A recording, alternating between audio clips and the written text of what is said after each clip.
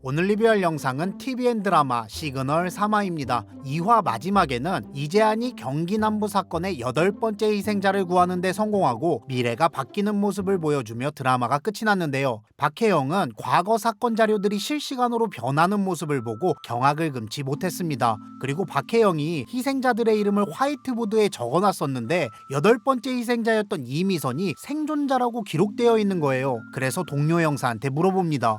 정 형사님, 이거 수정하셨어요? 8번째로 희생당한 이미선이 생존자라고 적혀 있는데요? 이 말을 들은 동료 형사는 대답합니다. 맞잖아요. 이미선 생존자. 동료의 반응을 보고 믿을 수 없었던 박혜영은 이번엔 차수연에게 전화를 걸어 물어보는데요. 차수연 역시 이미선은 원래 생존자였다고 대답합니다. 네, 과거가 변했다는 걸 아는 사람은 박혜영 혼자뿐이었습니다. 모두들 원래 그랬다는 듯이 바뀐 과거를 모르고 있었죠. 현실을 받아들일 수 없었던 박혜영은 옛날에 경기 남부 사건을 담당했던 형사를 찾아가 보기로 합니다. 그 형사는 아파트 경비원을 하고 있었는데요. 이미선이 생존자가 맞냐고 물어보니까 얼굴이 무섭게 바뀌며 대답합니다.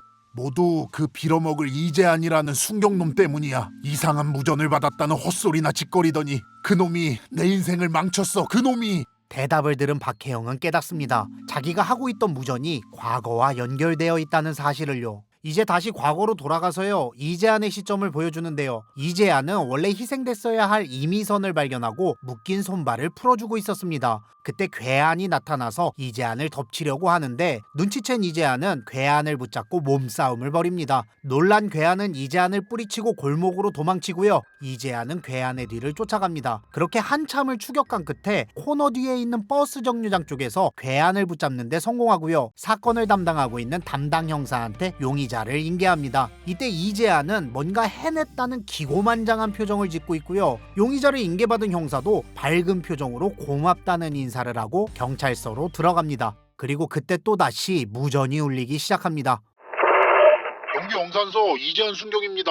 이재한의 무전을 받은 박혜영은 믿을 수 없다는 듯 이야기합니다. 당신 누구야? 지금 나랑 장난쳐? 거기 어디야? 이에 이재한은 대답합니다. 어디긴 어디예요. 오성서 앞이죠. 제가 최영신이라고 용의자를 잡아가지고 경찰서에 넘기고 나오는 길입니다. 이재한의 말을 들은 박혜영은 얼굴이 굳어지고요. 화이트보드에 써져 있는 글씨를 보고 대답합니다. 정말 거기가 1989년이라고? 정말 거기가 1989년이라면 최영신은 죽어. 최영신은 진범이 아니야. 최영신이 죽는 시간에 오성동 대성슈퍼 앞에서 8번째 희생자가 나올 거라고.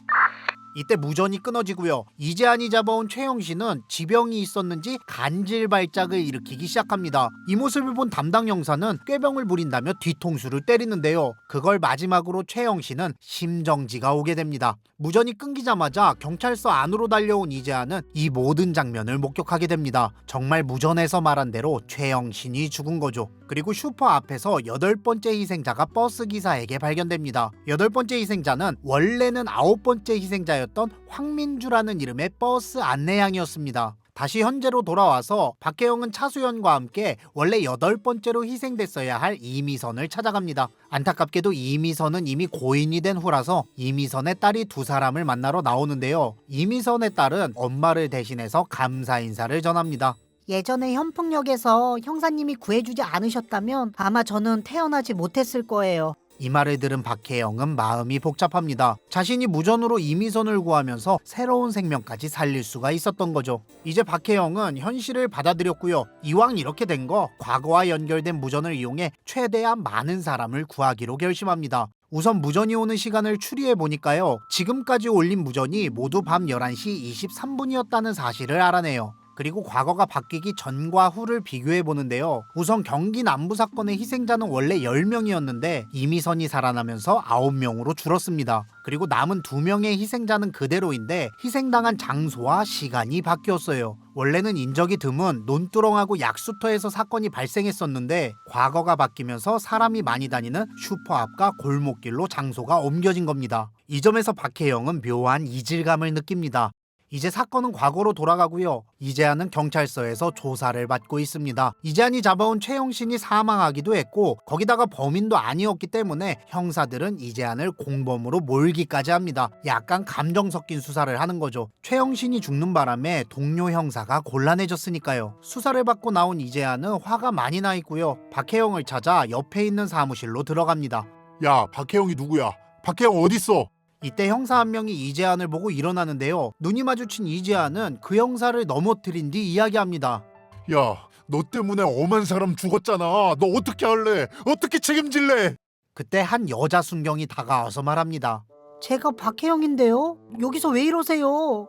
엉뚱한 사람을 붙잡고 행패를 부렸다는 걸 인지한 이재한은 얼굴이 뻘개진 채 제대로 사과도 하지 못하고 도망치듯이 경찰서를 빠져나옵니다. 이재한에겐 최악의 하루였죠. 위로가 필요했던 이재한은 짝사랑하는 김원경이 있는 동사무소를 찾아가고요. 차마 들어가진 못하고 먼 발치에서 조용히 김원경을 지켜봅니다. 이때 이재한을 발견한 김원경은 동사무소 밖으로 나오는데요. 이재한이 도망가려 하자 황급히 멈춰 세우고 이야기합니다.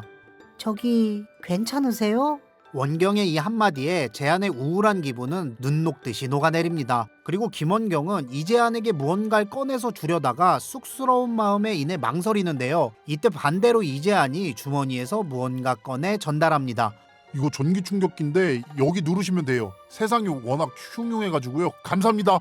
이 말을 하고 재한은 도망치듯이 뛰어가고요. 원경은 재한이 준 첫 선물인 전기 충격기를 흐뭇하게 바라봅니다. 잠시 뒤 원경에게 힘을 얻은 이재한은 차근차근 그날의 일을 돌아보기로 합니다. 분명 범인을 바짝 뒤쫓고 있었는데 잡고 보니 엉뚱한 사람이라니 아무리 생각해도 이상한 일이죠. 결국 재한은 당시 범인을 추격했던 길을 다시 한번 직접 걸어보는데요. 그 장소가 코너를 돌자마자 바로 버스 정류장이 나오는 곳이었거든요. 그래서 이재한은 생각합니다. 만약 자신이 범인을 놓치고 다른 사람을 낚아챈 거라면 그 찰나의 순간 범인이 사라질 방법은 버스밖에 없다. 범인이 버스를 타고 도망쳤을 거라고 예상합니다.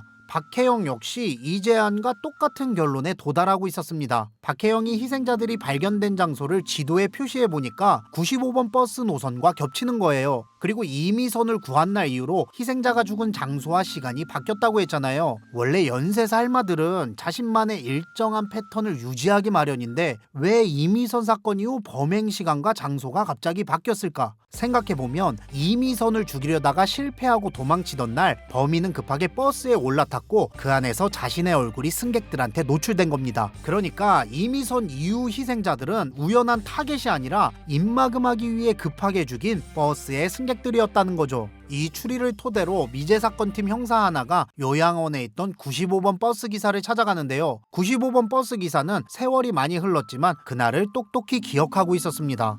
이 말씀하신 정류장이 종점 직전 정류장이라 제가 기억하고 있는데 그날 거기서 버스 탄 사람은 없었습니다. 라고 말해요. 그리고 화면이 과거로 전환되고요. 이재한 역시 95번 버스 기사를 조사해봐야 한다며 담당 형사를 찾아갑니다. 95번 버스 기사 아저씨는 과거에도 마찬가지로 똑같이 진술합니다.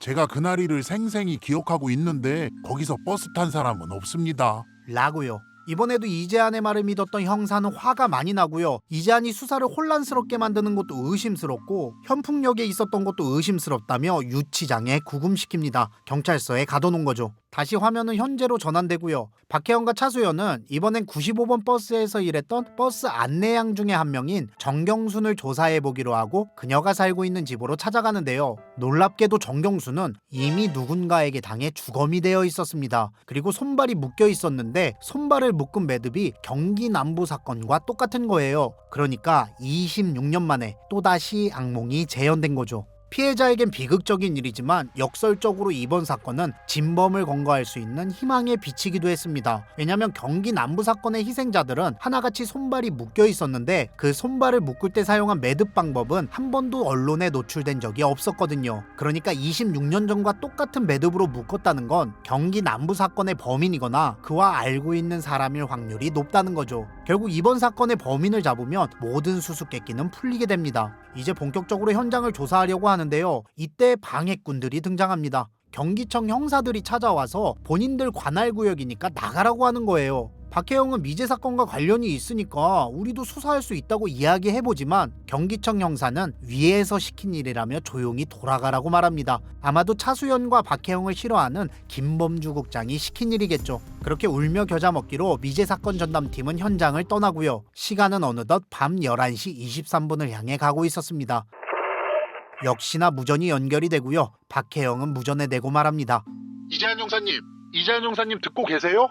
무전은 연결됐지만 이재한은 대답할 수 없었습니다. 왜냐면 구치소에 갇혀 있었거든요. 책상 위에서 울리는 무전을 바라볼 수밖에 없었죠. 그래도 박혜영은 계속해서 무전을 이어나갑니다. 사람이 또 죽었어요. 거기가 정말 1989년이라면 막아주세요. 믿기지 않겠지만 여기는 2015년입니다. 박혜영이 2015년이라고 말하니까 이재한은 믿을 수 없다는 표정을 짓습니다. 그리고 계속해서 박혜영이 말을 이어갑니다.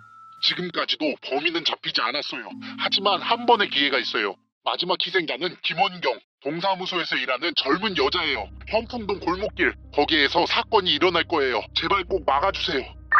자신이 짝사랑하는 김원경이 마지막 피해자라는 말을 들은 이재한은 불같이 화를 냅니다. 이재한은 자신을 풀어달라고 악을 써보지만 당연히 들어주는 사람은 없습니다. 이제 김원경이 희생되기까지 21시간이 남았습니다. 화면이 전환되고요. 어제 있었던 사건을 조사하는 미제 사건팀의 모습을 보여줍니다. 수사에는 배제가 됐지만 경기청 형사들 몰래 증거를 빼오기도 하고요. 현장 근처에 있는 블랙박스를 확보하는 데까지 성공합니다. 그리고 차수연은 버스 기사를 의심하지만 박혜영은 고개를 저었습니다. 범인은 20대 초반이라는 의견이 많고 버스 기사는 사건 당시 운행 중이었으니까요. 화면은 다시 과거로 돌아가고요. 김원경의 모습을 보여주는데 평소에는 안 하던 야근을 하고 있습니다. 김원경의 희생을 막으려는 이재한은 구치소를 빠져나가기 위해 연기를 합니다. 배가 아프다며 배를 움켜쥐고 쓰러지고요. 경찰이 다가가자 경찰을 제압해 기절시킵니다. 그렇게 경찰서에서 빠져나오는데 성공한 이재한은 김원경의 집으로 찾아가는데요. 동사무소에서 야근을 했던 김원경은 집에 아직 도착하지 않았습니다. 김원경이 집에 없다는 사실을 알자 이재한은 미친 사람처럼 현풍동 골목을 뛰며 김원경을 찾아다닙니다. 이제 김원경이 희생되기까지 50분이 남았습니다. 시그널 3화 리뷰 끝.